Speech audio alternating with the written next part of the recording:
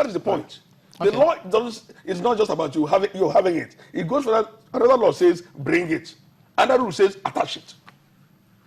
So once you don't do that, you are falling afoul of the law. And when you fall afoul of the law, what happens to you? When you fall afoul, that means you are not qualified. That means you ought to be disqualified. But the courts are not even in session. Anyway. All right, we'll take a break and we'll be back in just a moment. Join us again. Welcome back. Well, it's time now for us to check with our correspondent. Idris Jibrin will be reporting to us from Kano, and Bokala Oriawo is from Ibadan. They are speaking to us now. Idris. Here in Kano, the political arena is becoming more and more tense. Yesterday, it was the APC presidential candidate, General Muhammadu Buhari, who rallied in the state. And today, we received President Goodluck Ebele Jonathan. The turnout of supporters during these two rallies makes it difficult, or rather too early, to say the direction the vote will swing. Also early today, General Muhammadu Buhari addressed a press conference in Kano Government House on the certificate controversy. He insists he attended Katsina Provincial School, now known as Government College Katsina, and has sat for the mandatory final year examination, the certificate of which General Muhammadu Buhari says will be made available by the school in question.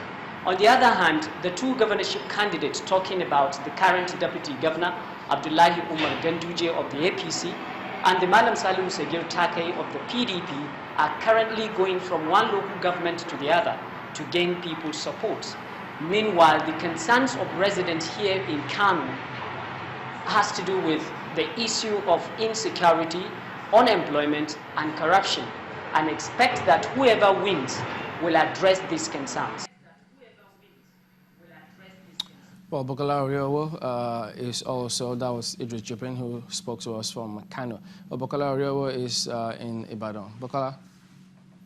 PVC distribution is still very much on, although we have complaints here and there.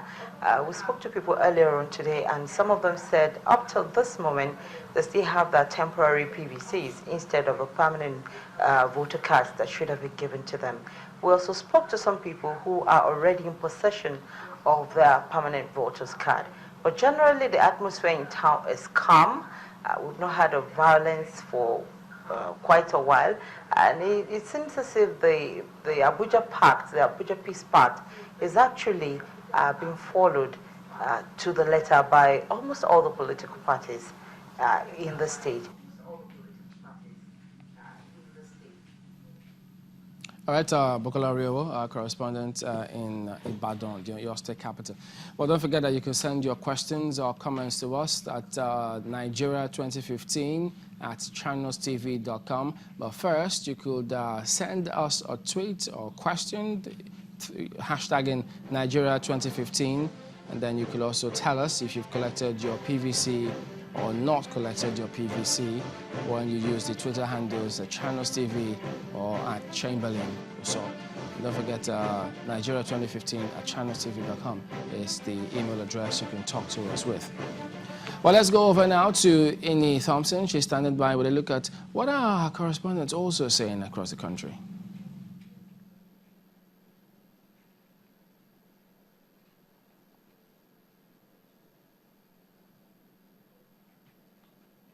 Well, Inni Thompson is actually standing by, so you get to see her now. Thank you so much, Chamberlain. Good evening. And on campaign roundup tonight, the women seem to be taking the lead in showing their political affiliations, mostly in singing and dancing. We now bring you activities in Imo, Cross River, Adamawa, and Imo states. The women of Idiato South in Imo State excitedly received the All Progressive Grand Alliance governorship candidate, Captain Emmanuel Iheanacho.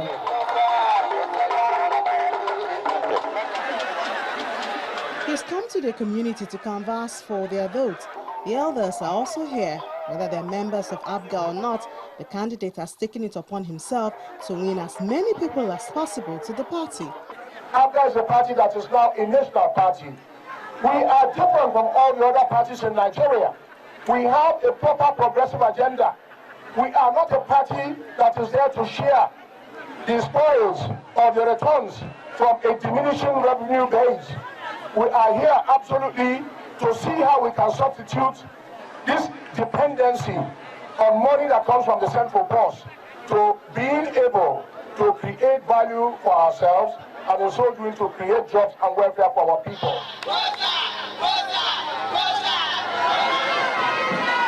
The women also lead the campaign train of the People's Democratic Party governorship candidate in Cross River State, Senator Benedict Ayade.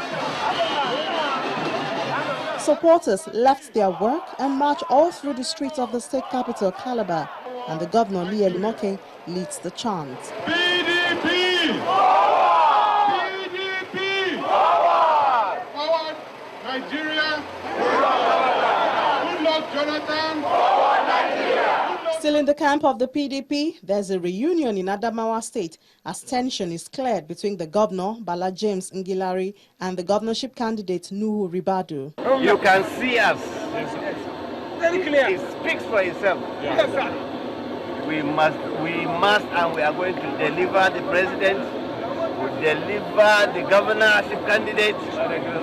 We will deliver all our candidates. We are talking about Adamawa, we are talking about Nigeria first.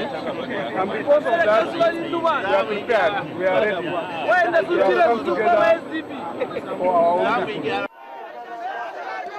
The All Progressives Congress will not miss a beat.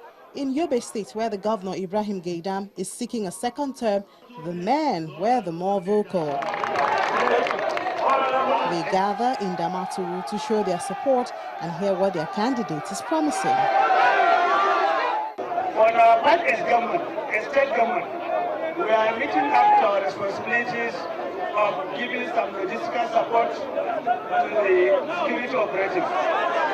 Different lines, different locations, but at the end of the day, the politicians want the vote of the people, while the people want a better life.